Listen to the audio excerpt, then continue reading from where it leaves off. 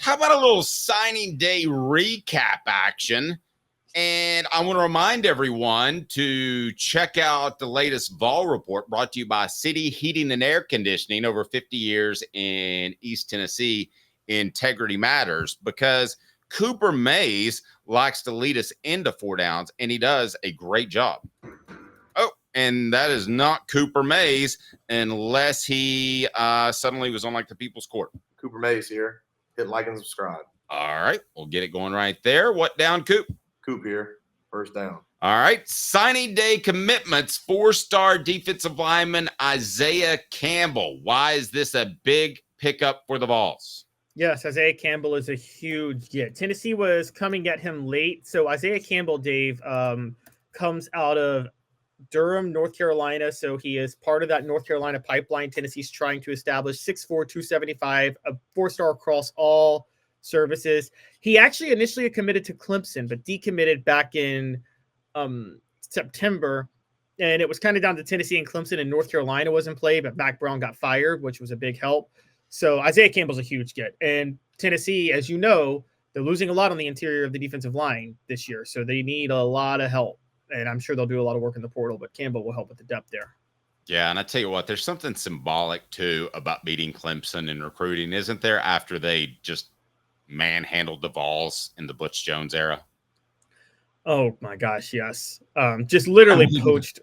And it started, it actually goes back. I mean, the Clemson rise, you can trace it directly back. And maybe I should do a video on this, on how to Clemson rise. You can trace it directly back to Lane Kiffin pushing out Taj Boyd and Dabo Swinney saying, "I'll take you."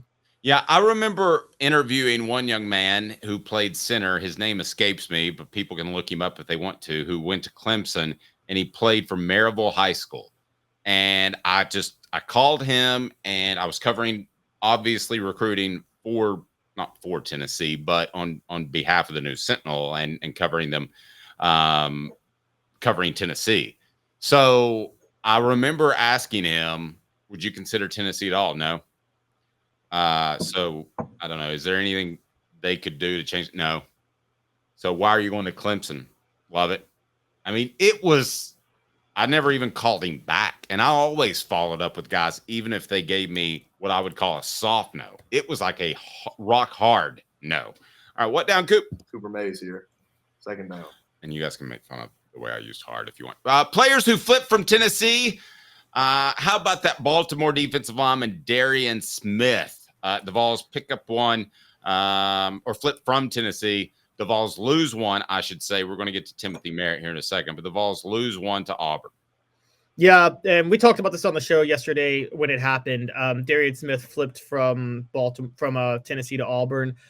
Looking at it now, this is a flip that I didn't think was a worry at the time, and I wrote that, by the way. I said, don't worry, because Tennessee's got another player coming later in the afternoon. It was Isaiah Campbell. I was right. Doesn't this just seem like Tennessee was like, hey, we got a better defensive tackle. Let's let this one go. That they traded up? Yes, possibly. Again, or Darrion Smith, again, St. Francis Academy, like I said yesterday, could just be a devout Christian and wants to play for a good man like Hugh Freeze. But that's exactly what it is. That's exactly what it is. In case you're just tuning in for the first time, be sure to hit the like and subscribe button, and know that Caleb does not like Hugh Freeze. What down is next? Tennessee center Cooper Mays here. Third down. All right, third down, and we get to the players that did flip to Tennessee. We're talking about defensive back Timothy Merritt from Miami and Jadon Perlotte from USC.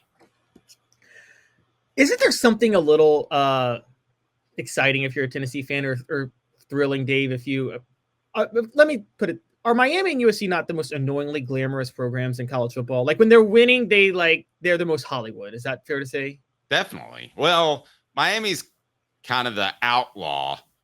But Miami's the Hollywood of the South, isn't it? Kind of. Yeah. So let's put it this way. Man, I don't know that anybody's going to get this reference. Miami's if you get this reference, tell me on the message board. I'd be interested. Miami's kind of the Steve McClain.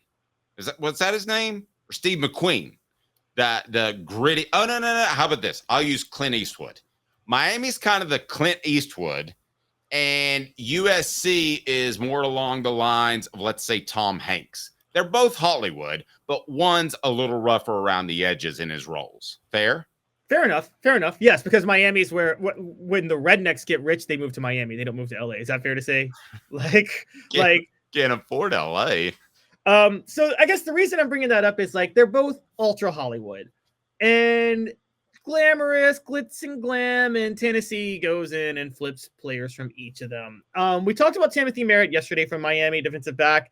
I think the selling point of Tennessee secondary this year, and also Mario Cristobal. Here's what I think, Dave, and I wrote this. I think it's becoming very clear that this year was Mario Cristobal's ceiling. That's as good as he's ever going to do at Miami, and I think that's going to be a red flag for a lot of recruits. The big one, though, is Jadon Perlotte. He's a fringe 4-star, but on 247 Sports Composite is a 4-star.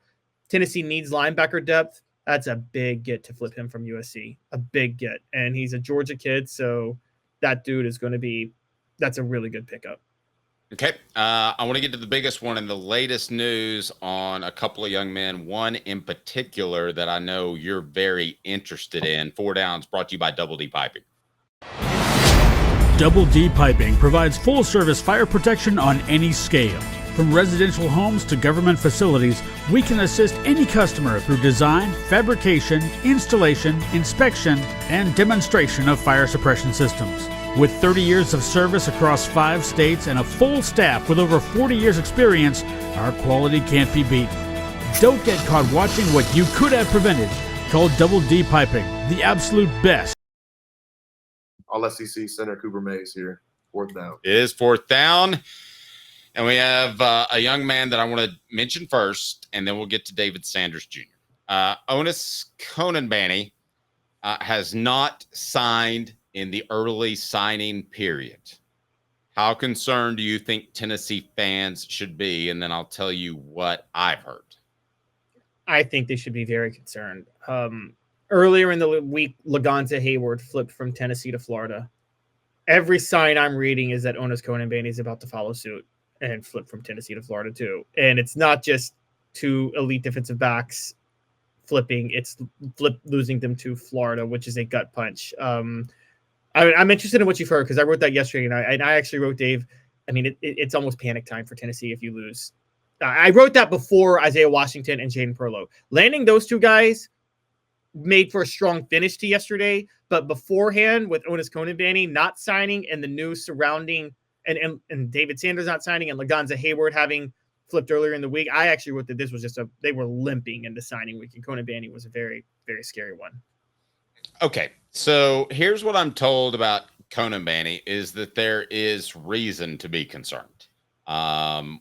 He is evaluating some things, and when I say reason to be concerned, I'm saying reason enough that the 2 won't come together. I guess at the end of the day, there could be something where Tennessee's not completely sure that they want him, but I've not been led to believe that's the case. We're talking about a 4-star commitment, and we're also talking about a young man who is supposedly going to delay his recruiting until February, the normal signing day. I would watch for Florida, to be real honest with you. I think Florida's made a strong push, and I don't think Konanbanny is going to commit early in the early signing period. Now, and we'll get to David Sanders Jr. in just a second. But here's the issue with that. At some point, we talk about culture, and I don't want to overdo it. You don't want a bunch of choir boys, right? I agree. Okay. But at some point, if a guy says he's going to sign and he doesn't, do you kind of back off of him a little bit? Or how do you handle it? No. I mean, no one does that. This is the thing. I mean, this is the and I said this beforehand, and I say it now in the NIL era. But Dave, it's weird that we put a higher expectation on 17-year-old kids than we do on coaches themselves when they're looking for places.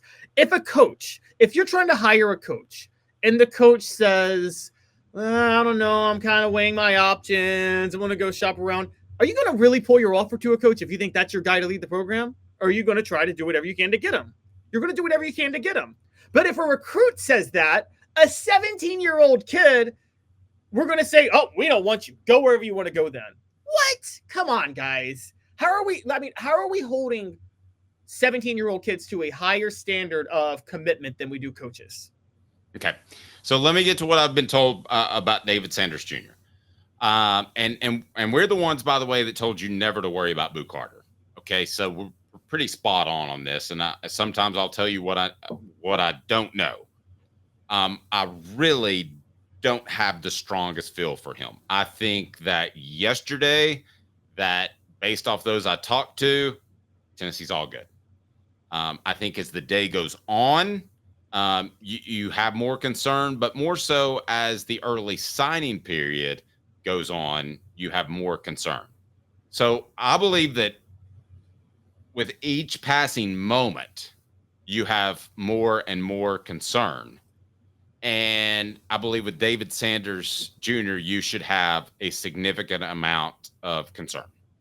And I think if he goes to it's Ohio State that he's thinking about and considering.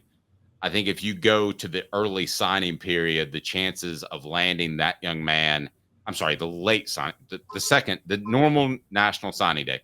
If you go to that, the chances, let's say, I still think it's an 80% chance they get Sanders. If it goes to February, I think that drops to about 50-50. I think it's a coin flip at that point, based off what I've been told. Let's say this. It puts a lot more pressure on Tennessee to try to beat Ohio State in the college football playoff. Because, look, but let's put it this way. Nobody commits because of who wins a game. That's the biggest misnomer. However, if Tennessee beats Ohio State, they might fire Ryan Day on the spot.